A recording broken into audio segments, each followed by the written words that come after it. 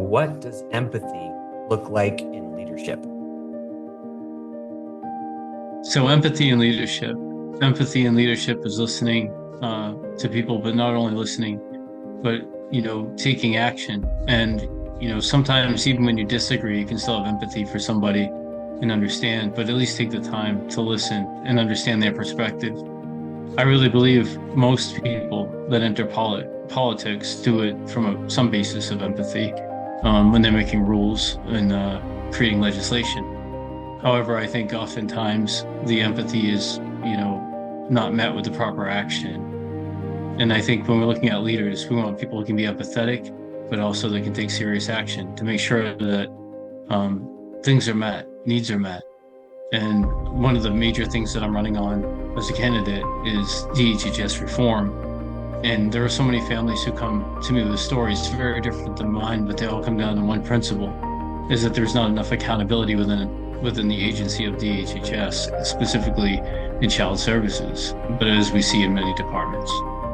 But when you hear these stories, even though they differ from mine or anybody else who might be listening, when these stories are told, this is someone's life, this is what they experienced. And even though it may be very different than mine, is to listen. And I've, from the policy that I've written for the DHHS oversight bill, I've taken from other people, not just my own, and I've taken from their lived experiences as well and helped it to write the policy. Originally, when I wrote my policy, it didn't have some of the things that the bill has today. But the more you learn from people, the more you listen. And I think that's why it's so important for me that I have people that are Democrats, Republicans, Independents, Green Party, and Libertarians that are all part of the campaign. And they all have a voice in my ear, because we need to listen to people in general. It doesn't matter who you are, you need to have a voice. And I think that's what we don't have enough in government today. When people tell you they're empathetic, they tell you what they want to listen, but they don't want to listen to your story because it's not theirs. And I think we need more leaders who will listen and respond to the public, respond to families, respond to people going through hard times, not shut them up. And I really feel like we have too much of that happening in Augusta and across the state. I think it's happening on a national level. And I really feel like we need to be more empathetic. And that's why the people I want to surround myself with are the very people who listen to everybody. Don't silence people, but listen.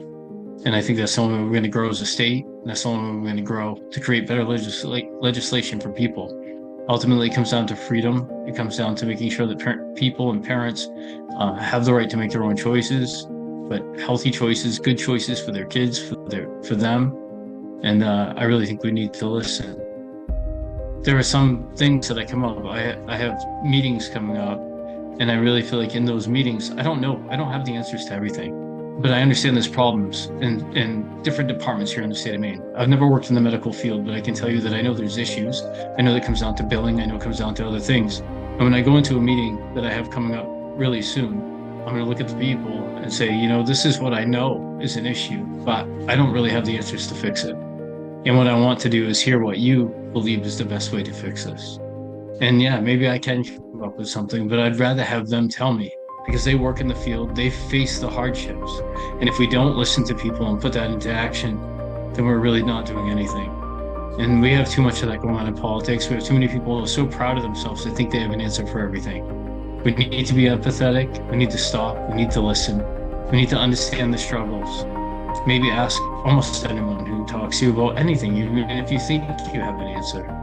Ask them what they think the solution is, because it might broaden yours. And I think that's empathy. And I think we need a lot more of it.